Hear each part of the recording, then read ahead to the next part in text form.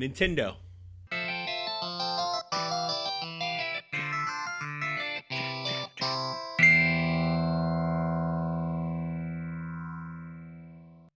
So I'm walking around the showroom floor, and what I didn't know was that the showroom floor is shaped in an L, right? So when I walk straight in, all I see is indie developers around me.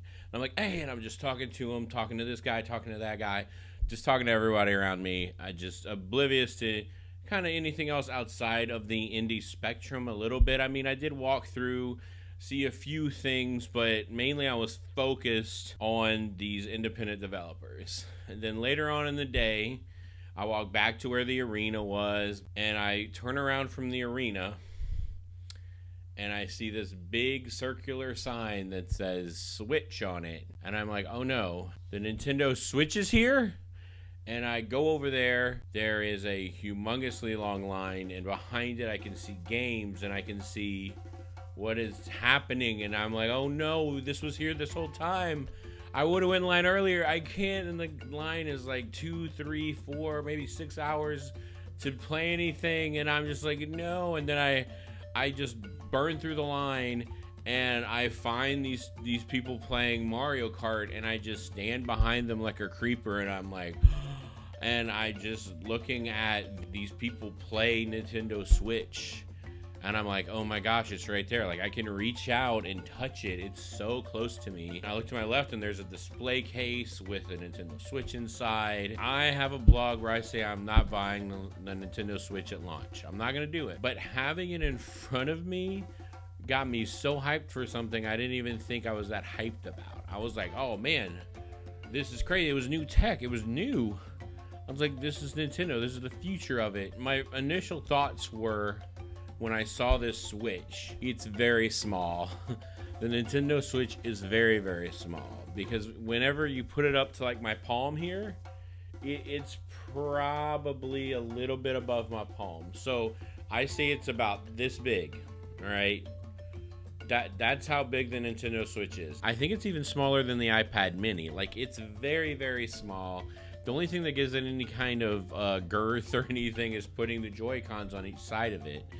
And when you do that, it's a little bit longer, but it's not very tall. It's not very thick. It's maybe, not like a small, like, memo pad notebook. Like, it's way smaller than the Wii U pad, way thinner. In every way, it's smaller. And I just wasn't expecting that. For something so small, to pack the amount of power they're claiming it's going to pack was shocking to me. And I was watching them play Mario Kart. It looked fantastic. And when I glanced over and seen them playing Bomberman and seeing them playing Splatoon, I was like, wow, that looks really good. I saw someone playing ARMS, and I made fun of ARMS, all right? I do not get that game. But come to find out, when you use the Joy-Con controllers, which, by the way, you don't need a sensor bar on the Switch.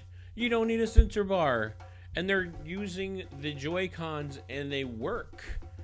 And, like, people are playing them, and, like, I'm surprised the Joy-Cons work. Like, the Wii U, you kind of had to wiggle it around. With this, you punch forward, it goes forward. You push down to milk a cow, it works. And that's what I overwhelmingly heard at PAX, is that the Joy-Cons work without needing a sensor bar. And I still have no idea how well these are going to work, or how far away you need, or how close you need to be to the system, but that they work. And I'm shocked. I'm shocked by how good the system looked. The Joy-Cons actually work as a device that you move around, and it was kind of overwhelming. I wasn't expecting it, and I wish I would have went another day. That's my only regret about PAX, is that I wish I would have done more of it. Oh, there was so much to do just for the Switch specifically that I wish I could have done, and I'm still going to probably get it for Christmas, right? I'm going to wait till Christmas. I'm going to wait till the game library accumulates, and then I'm going to get it. But, man, I was just so hyped. It was just such a big surprise. And the main thing was, like, yeah, those two guys were playing, Mario Kart, and I just stood there like this, like, I couldn't stop. I couldn't stop staring at it, like, wow, that's the Switch. Right there. I didn't think I'd see it for like another year. It's right there in front of me. And yet again, it brings up my previous note that where is PlayStation VR? It's out. You should be showing it to people. You should be getting people hyped, especially since Resident Evil 7 just came out. And it's the only VR that's compatible with that game. Whew. So Switch was great. I heard from people, because I didn't play it. I talked to people who had played it. I heard them in conversations with each other. They said the buttons are a little too small for the Switch. A little bit too small. The buttons were kind of stiff. You know, it just took a lot to get them buttons down. But the Joy-Con controller is such a condensed amount of technology, you know, like squeezed together. It doesn't really surprise me. And the fact that there's no D-pad on those Switch controllers is a little upsetting, because, you know, you want to be able to take the left or the right and, you know, put it to the side and use it as a controller. I heard the Pro controller's great. I heard the Pro controller has bigger buttons and a D-pad, and it uses motion as well, just like the Joy-Con. So I think that's also why it costs more than other controllers, because there's so much packed into it. So the future's looking pretty good for the Switch. I know people have kind of been down on it. And a lot of commentators been not sure how good it's gonna go, but everyone who played it was blown away with it, and I'm absolutely sure that it'll sell more than the Wii U. Is it gonna be successful? Yeah, is it gonna be successful on the level of Microsoft or PlayStation? I really don't think so. But who knows? I think it'll do very, very good. A lot of people are pre-ordering it, and the first few months look abysmal with the online weirdness and the lack of games, but the tech itself is really neat and interesting. And hopefully they get third-party support. And then one other thing that kind of bothers me, that Bethesda is putting Elder Scrolls on there, it's putting Skyrim, didn't put Fallout 4. It would be really cool. I've never played Fallout. I haven't played Fallout at all yet. So it'd be really cool if the Switch had Fallout. Then I'd be like, great. You know, I hope that's the next game they do for it. It would be really funny if Bethesda was always the game behind whenever they put stuff on Nintendo. So far, I'm looking forward to it.